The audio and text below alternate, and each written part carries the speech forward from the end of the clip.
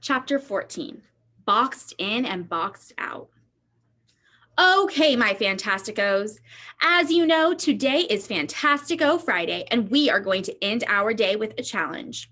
I'm going to break you up into groups. Each group will be given a shoebox wrapped in elastic bands, which you will not remove, with a mysterious object inside. Your job is to guess what the mystery object is. You can do anything to the box to figure it out, except open it. There are 4 numbered boxes that will rotate from group to group. You have 10 minutes with each box, so be sure that you write down your guesses. At the end, we'll open them up to see what each object is. He claps once loudly. Any questions? Everyone looks excited. Most glance around the room, probably hoping they will be with Albert. He gets every answer right. But I end up in a group with Max, Suki, Oliver, and Jessica. I briefly consider going to the nurse, especially when I have to stare at all of Jessica's friendship bracelets. I wonder if each bracelet is from a different friend. I glance down at my empty wrist. Box number 1 is dropped on our table. Oliver grabs it and shakes it hard. Jessica folds her arms and rolls her eyes. Her response to anything not done or said by Shay. I look across the room. Shay is in a group with Albert. She's holding the box and talking. What a surprise. Yeah, Max says, taking the box from Oliver. My turn. I'm surprised when Suki speaks up first. Oliver, we all need a turn, so we must plan. 10 minutes and 5 of us, 2 minutes each. I think about the nurse again. I could lie on that comfortable bed and think. I've come up with some of my best sketchbook ideas pretending to be sick down there.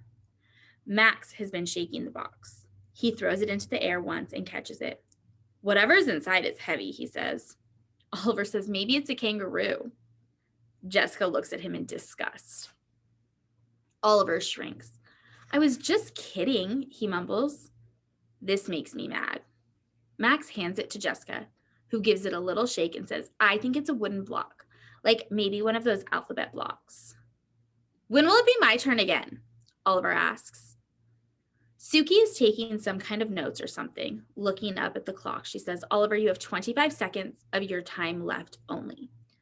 Oliver takes the box back and sniffs it and tries to hear something by pressing his ear to the top.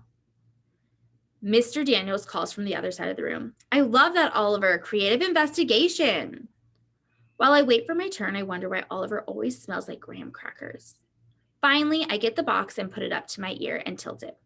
Whatever is inside rolls rather than slides. It must be round, and Max is right about it being heavy. I tilt it again with my palm on the side of the box. I think it's a baseball, I say, handing it to Jessica. She does the same test and surprises me by saying, I agree, feels like a baseball. Wait, I say, taking it back. I tilt it again quickly, and then the object hits the end hard, and then lightly. It bounces, I say. Would a baseball bounce? I ask, turning to Max. Nah, I don't think so. Maybe it's rubber, like a lacrosse ball. After Suki tests the box, she writes down our answer. Then we get the second box. The second item slides rather than rolls. I can tell because it doesn't move if the box is tilted a little, but once tilted more, will move all at once. And I can feel it scraping along the bottom. It's weird, but I can almost see it.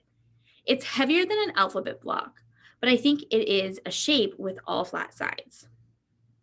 Oliver tells me it's cool I'm so good at this. I forget to say thank you because I'm shocked, but then I also forget to be nervous, talking to everyone and feeling like I can do this as well as everyone else.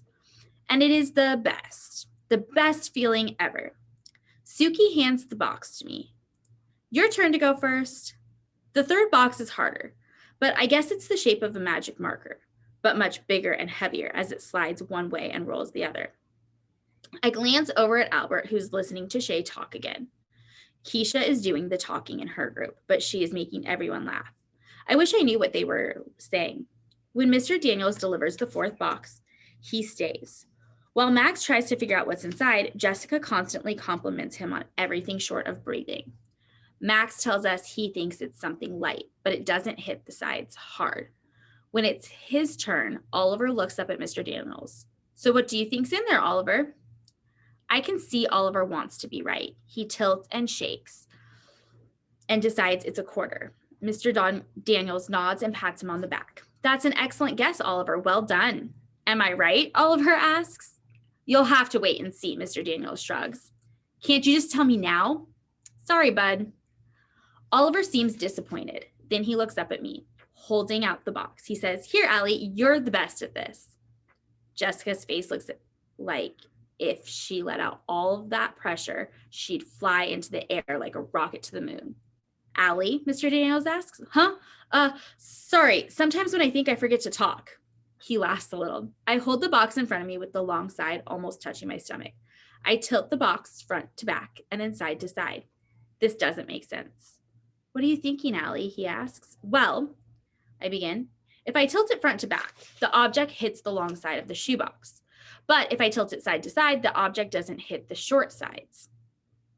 In my mind, I see the object must be the size and shape of a magic wand, but it moves a lot when tilted in one direction, but not when tilted in the other. What? Oliver asks. It doesn't make sense, I say. I look down at the box and shake it side to side hard. I can't get the object to hit the sides of the box. The more I shake side to side, the more it hits the top and bottom of the box. Confusing. I look up at Mr. Daniels and his half smile and scrunched eyebrows.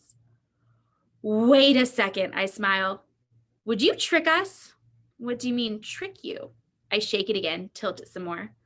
The object hits some sides, but not all sides. Did you tape it or tie it or something? His eyes widen, and then he smiles. And then he laughs. He laughs loud, bending over and resting his hands on his knees. And then he swings his head to the side to look over at me. By this time, the whole class is watching him. Wow, Allie Nickerson, that's amazing. I have done this with over 100 kids, and no one in all of those times has ever been able to figure that out. He reaches over and takes the box, taking the elastic bands off. He opens the box to show us all what's inside. It's 2 glue sticks tied together with strings. And then the ends of the strings are taped to the side of the box, leaving the glue sticks hanging in the middle. He comes over and does something a teacher has never done, even once in my whole life. He high-fives me. And that is the end of chapter 14.